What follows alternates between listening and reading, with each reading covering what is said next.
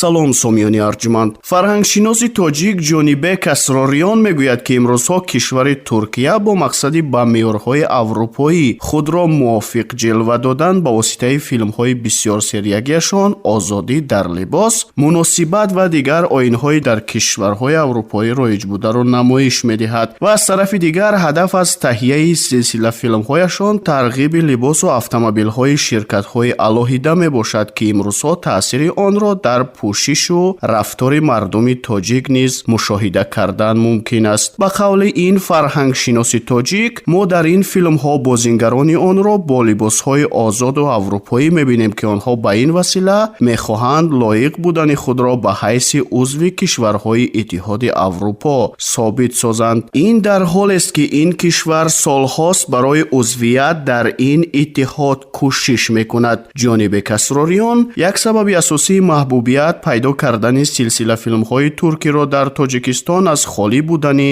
фазои силсила филмофарии синамои тоҷик арзёбӣ мекунад ва мегӯяд ки чаро мо силсила филмҳои дар бораи чеҳраҳои номвари миллат мисоли Ҳаким Фирдавсӣ надошта бошем.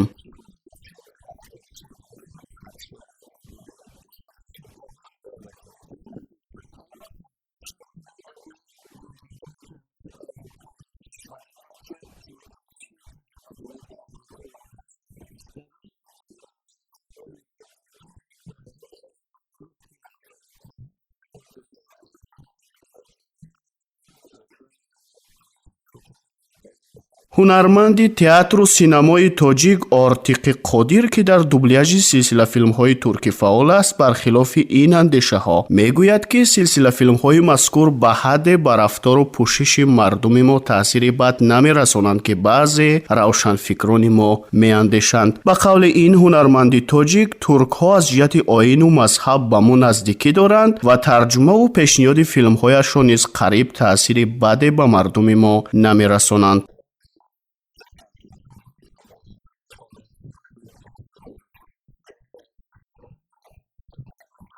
ҳунарманди дигари тоҷик Қурбони Собир ки дар силсила филмҳои гуногуни туркӣ овоз медиҳад, дар тақвият ба андешаҳои ҳамкасбашон Ортиқи Қодир мегӯяд ки мо хусусиятҳои таблиғотӣ доштани ин силсила филмҳоро бо он ки зимни тарҷума қариб филмҳои туркиро силсила филмҳои тоҷикӣ мекунем мепӯшонем, яъне ба ҷои мавзеъу шеъру суруди туркӣ аз исми ноҳияву шеърҳои тоҷикӣ кор мебарем.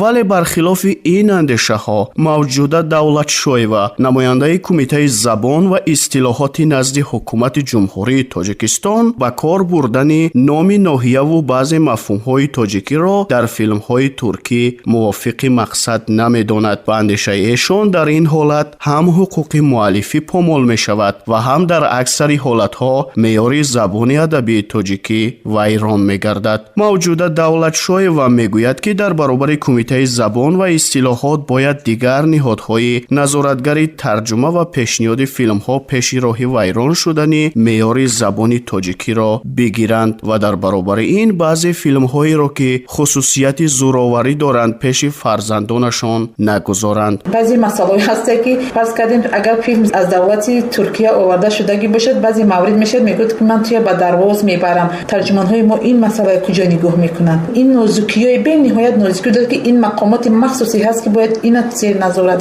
аксари филмҳои туркие ки мардуми мо ба он одат кардияну тамошо мекунанд ва гӯш мекунанд ба забони як навъ пешравӣ аст гуфтем, аммо тарҷумонҳои тоҷик ба филм нисбатан беҳиссиёттаранд. аслан тарҷумаҳои писанди дил нестанд. мушкили зиёди забонӣ доранд ки аз надонистану камтаҷрибагии масъулони тарҷумонҳо дарак медиҳад. мушкил дар сари ҳамон тарҷумонҳо аст ва мушкил дар сари он ҳунармандоне ҳастанд ки ҳамона мавриди оҳанг диге мутаассифона шояд дигар нафарро бо ин оҳанга таҳлил кунанд, вале меъёри забон қариб ки риоя намешавад ва фарз кардем филмҳои хориҷӣ чун бозори моро пур кардиянд ва харидории бисёрам доранд, фақат масъулин дар бораи маблағ шояд фикр мекунанд, аммо бехабар аз он ки ҳар як филме ки оно тарҷума мекунанд ба забони ба меъёри забон мувофиқат намекардагӣ ва фикр намекунанд ки аллакай ҷомеа як ҳарф метавонад калимаро иваз кунад. акун фикр кунед ки тарҷумонҳо масъулиятро бояд чӣ қадар ҳис кунанд ки як ҳарф метавонад